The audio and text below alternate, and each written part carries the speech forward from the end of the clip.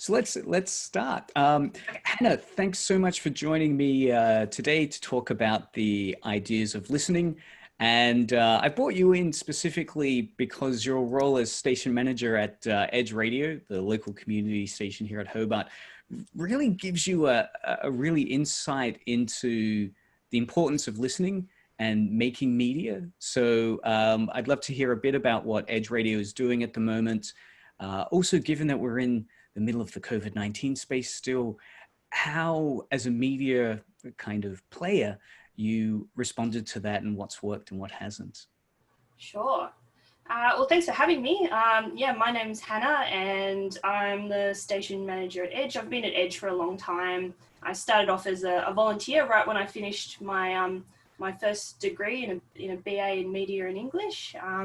I needed some resume point scoring and I thought I'd just hang out for 3 months and then I'd get an amazing job at the Mercury or the ABC or something, but then I got sucked in here. And now now radio makes up my life.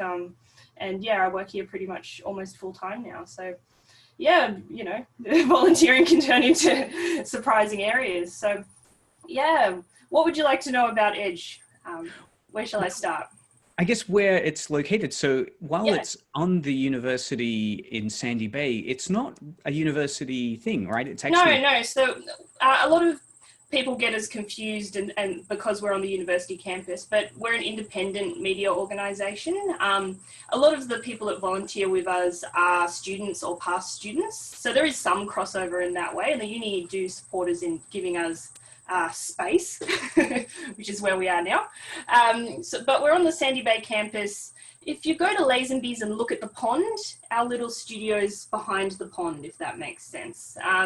But if you ever get lost, there's a map on our website because we're kind of like a lot of buildings in the uni. We're hidden in a little rabbit warren upstairs. And yeah, obviously we haven't been here as much with COVID happening. So yeah, that's where we are.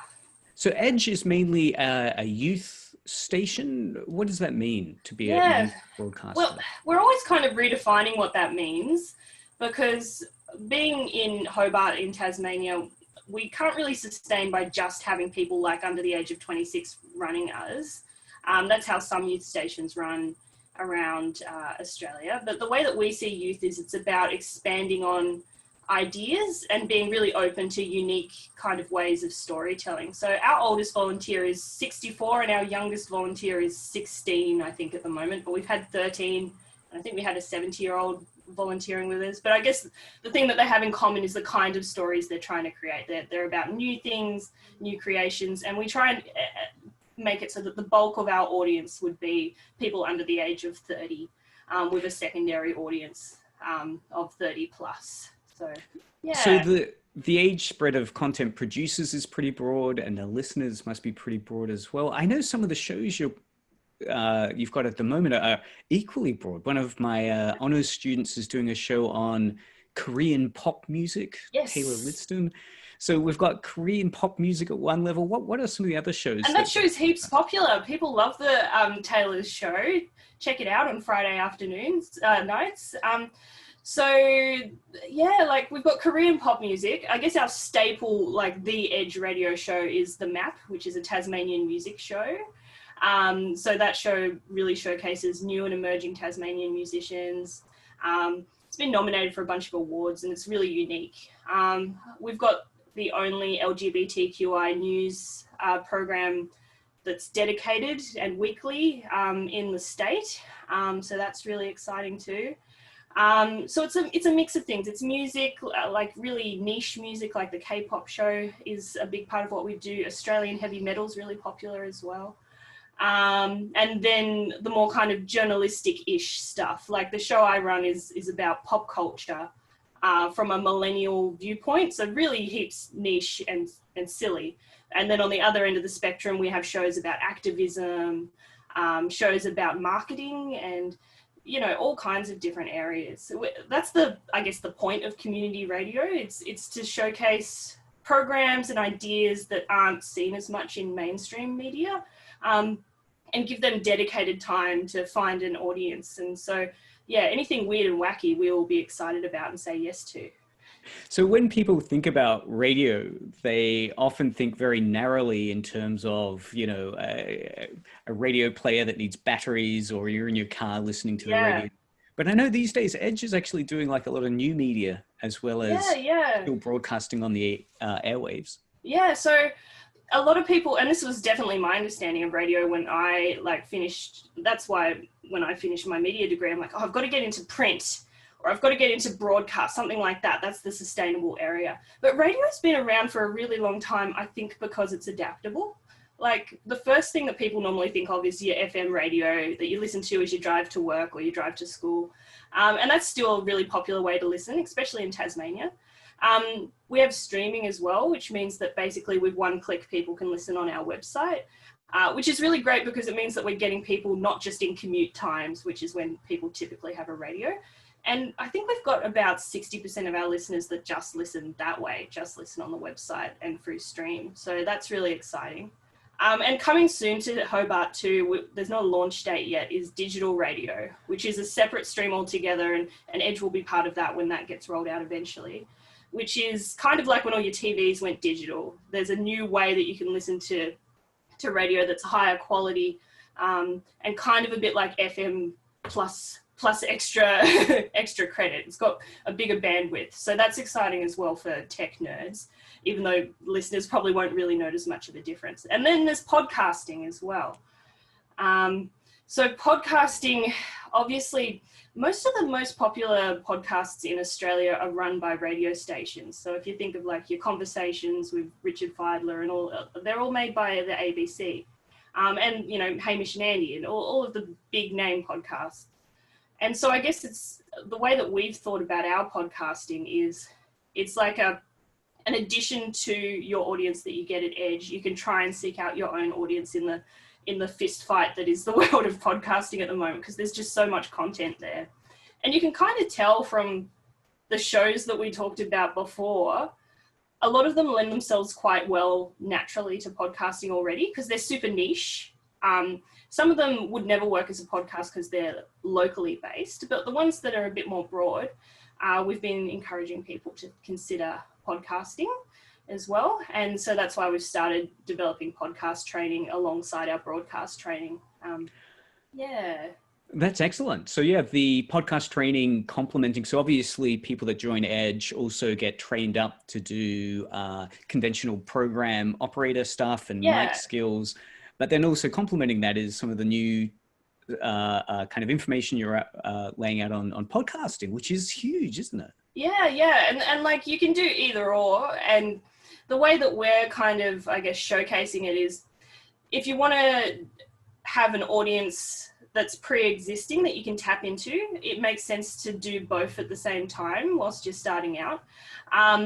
But yeah, our podcasting course we launched during COVID actually, and it seemed like good timing because as we were launching it, all the people that were participating were saying, I couldn't find this microphone, it had sold out. So it seems that everyone decided during COVID to start a podcast. But yeah, it's been really a really interesting thing. We've been having lots of really good feedback on being able to do both of the courses. The point of community media, like I said, is to get lots and lots of people involved and to get people that wouldn't normally be part of the media involved. So the more that we can do that, the better. Podcasting's like, I think surprises people because I think radio is easier. You just come in, you do your live show, you need some prep. Podcasting, you come in, you do your show, and then you've got to edit it for ages and ages. So it's, it depends what you prefer, but yeah, there's definitely a space for both. I think that's an excellent point. And certainly I think radio and podcasting and the act of creating audio is such an interesting space because I think there's a lower barrier of entry to start it. Yes. Right? You can make podcasting or audio recordings pretty easily. You don't need a camera. You don't need as much of the tech as you need with video work. But then there's all the skills you need on the editing side, particularly for and the marketing side as well to get it out there. It can end up being a lot of work, and also it's an interesting space, the podcasting world, because there's less restrictions. We're a broadcast media organization, which means that we have to do a whole bunch of documentation around, okay, we've played this song at this time, we've got to report on that. If we say this on air about the Prime Minister, he could sue us. So we've got to teach everyone about defamation and all that things. Podcasting, theoretically, all of that stuff you could get pulled up on as well, but it's you on your lonesome. You don't have an organization behind you, and we're pretty small, but but we still got to do all of those rules and regulations. So yeah, it's the Wild West at the moment with podcasting. I wonder if it will become more regulated or not, or if it needs to. I have no idea. Yeah. So yeah, it is a fascinating time to join this space. And so obviously on Edge, you've got the broadcast you can listen to on your radio dial. Yeah. Was it 99.3? That's us. FM? Yep. Then you can also go to the website to listen to it. Where did the podcasts spill out into? So we've only just started a channel and it's got nothing on it yet. But we've made one through Anchor, which is like a free hosting one. You can learn more about that if you do the course. There's lots of tutorials as well about how to use that to host podcasts. So we haven't set it up properly, but at the moment, if you just Google Edge Radio and podcasts, all the ones that are podcasted as well come up on there. But we've kind of got pseudo podcasts on the website in that we've got on-demand listening for past episodes as well. But it won't be like on an app on your phone conveniently. It'll just be on the website. Yeah. But there is scope for, I guess, people to also upload their own shows. Would that be right, where they want to? Or does Edge still want some kind of transmedia branding around that? It's kind of like I said, it's kind of new for us. So it's not like a really strict process. I'll give an example of one show that does it really well. So a show that we have is called That's What I Call Science. People might have heard of that show because they have posters around everywhere. And they run through the Menzies School, and all of the people that make that show are current students in science and women in STEM. And they won an award last year for the best new community media radio show, which is a huge deal. It's a national award. And what they do is they make a show on Edge, and then they share that show on their own personal podcast stream at the same time. So that way then they also share that show on the community radio network, which is like the community radio super, highlight reel show, which has all the best bits across every single community radio station in Australia. So, there's that like hyper local angle of what they're doing, interviewing local scientists about interesting things that they've discovered and things that are happening in Hobart. And then it's got this like national and potentially in the future international appeal because of its accessibility across different areas too. Yeah.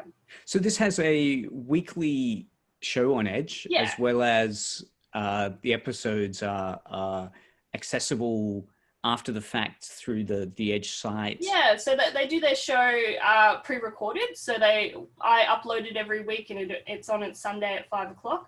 And then shortly after that, they make it so it's available on their podcast. I think it's on the Monday they put in the new episode. So it's kind of like you can start your journey at Edge and then it gets shared off after that. And they were just an Edge show for about a year before they started podcasting because it was a good practice space for them.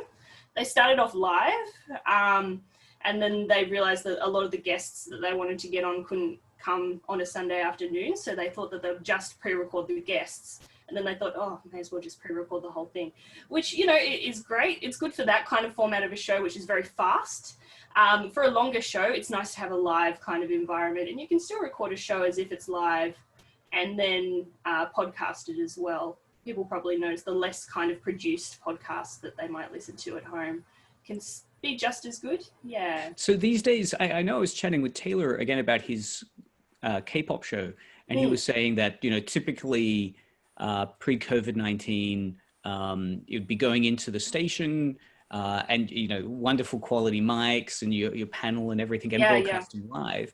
But he was saying he was going to check out because at Edge now you can pre-record, like in your home kind of garage setup, create a recording that then I guess goes into what your show was. Yeah. So their show's an interesting one because Taylor and Lisa run that show, and they were one of the first people to email me when I said that the studio had to be closed and we're going to go pre-recorded for a little bit. to say, okay, we've got a plan. So they were really keen to keep going. But basically, during COVID, what we had to do was rely a lot on people's makeshift studios at home, which was really interesting experience for me as the manager, trying to figure out what do our volunteers have at home and how can we make it so that we aren't sacrificing our sound quality so much, which is something that probably bothers me a lot more than our listeners. But it's about keeping the standard nice and high. So in that case, like normally what we'd do if someone wanted to pre-record is we'd invite them into the studio. They could set up over behind me. You can see we've got some recording stuff and desk work, but we've also got a little Rode podcasting station, which is a really popular piece of tech that's not too expensive that we got through a grant, where you basically sit around it with some headsets and it looks like a little mini studio, really simple to use. Really great for us when we are teaching high school students that are new, basically. So that's normally what we do if someone wants to pre-record, but we weren't able to have people next to each other. So what a lot of people did was they used, things like this. They use Zoom. Zoom sounds like you're talking on a phone, so it takes a bit of post-production work. You can record through a mic, but it can sound still pretty janky after that. We had people, I had this great photo from Scott, who does our jazz show on a Sunday afternoon, recording in his son's little teepee tent, because you need soft walls to make nice sound. And his show sounded so much better once he started recording in the jazz tent, as he was calling it, compared to his study. The study, it was echoey. It sounded really like he was outside in the middle of nowhere, and he was just in a normal office room. But it sounded radio quality once he was in his son's little play tent. So yeah, wow, some really great experiments that came out of this in I guess the flexibility of being able to record things. And it was really hard because it was so reliant on what people had, but we made it through. In the end, I think we had about close to 30 shows that were being pre-recorded in people's homes. And it started off with like 10, and then slowly people saw how other people were doing it, and I was able to share microphones around a little bit more, so that got a little bit easier as things progressed. And yeah, that's how it happened. What a story. That's really, and this is still ongoing. I mean, there's some of the shows are still being pre-recorded in people's homes. I think only a small percent at this point, maybe 5% of the shows that would normally have been live.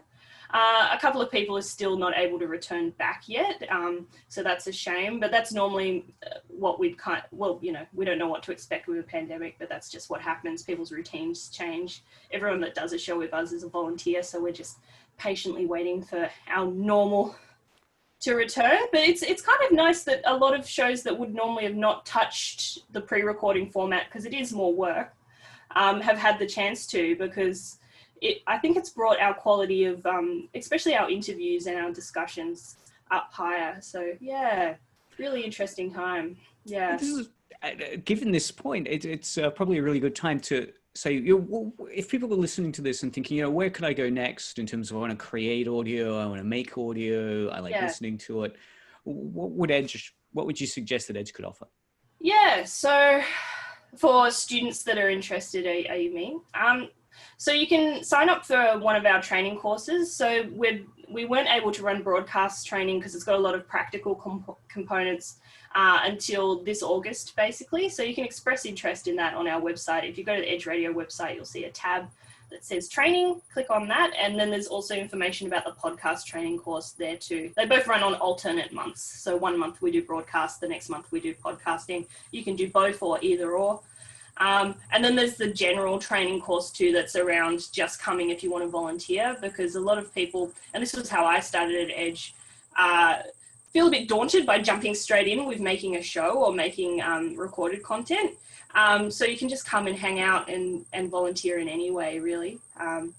Like we've got people that volunteer from accounting and from the business school and from different areas of study as well, because we're a non-for-profit, and so anyone that can offer any skills and at the same time get resume points or whatever, it's beneficial to us, it's beneficial to them. We'll say yes, yes, yes, yes.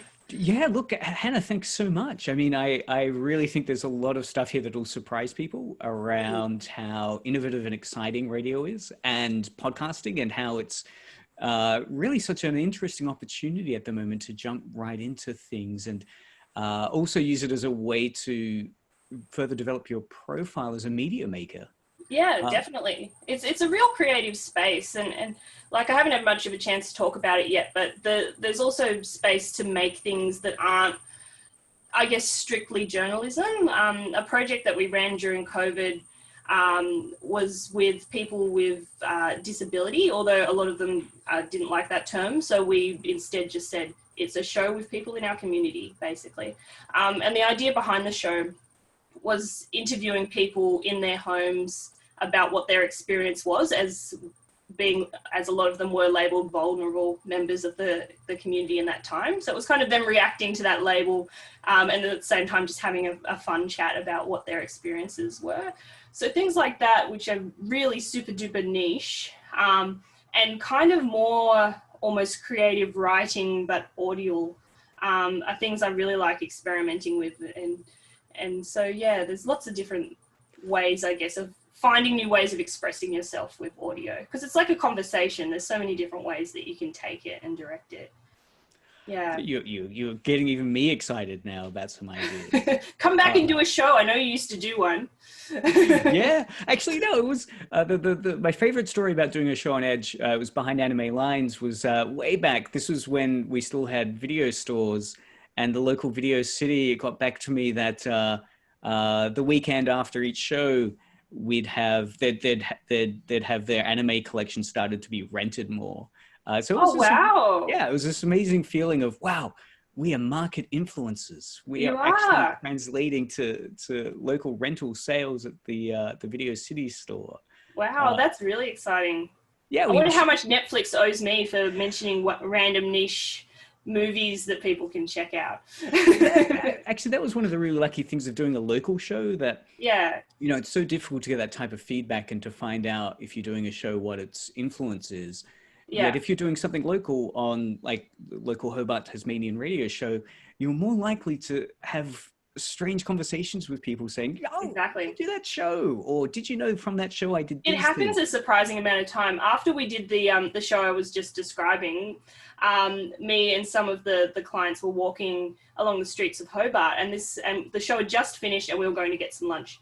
And this guy that neither of us knew came up and said, "Was that your voice I just heard on the radio?"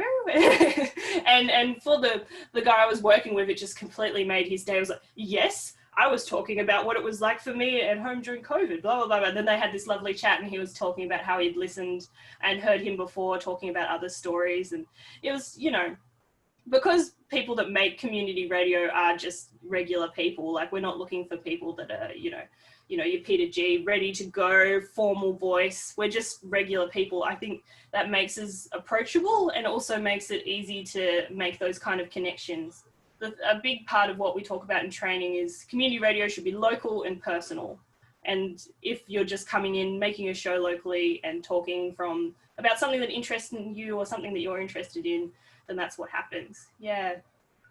Inspiring words. Thank you Great. so much, Hannah. Are there any final things that you wanted to mention? No, like if you're interested in any of the things I've talked about, feel free to send me a direct email. My email is manager@edgeradio.org.au, but if you head to the website and click on contact, you'll see some other contact details there. Like I said, that's also where you can find information about training. We have discounts for students as well, and we're also flexible in how people pay. If they want to pay just a little bit over a short amount of time, that's fine. What else have we got coming up soon? I guess tune in when you can. Next week's Student Volunteering Week, so we're going to be part of like an online fair marketplace thing, which sounds exciting. I'm not quite sure how that's going to work, but I think we've got an iPad and we just show people around the studio and press buttons and get people excited or something. So that sounds cool. So that's going to be next Thursday. So that's Thursday, what would that be? The 13th? Something like that. I'll check my calendar.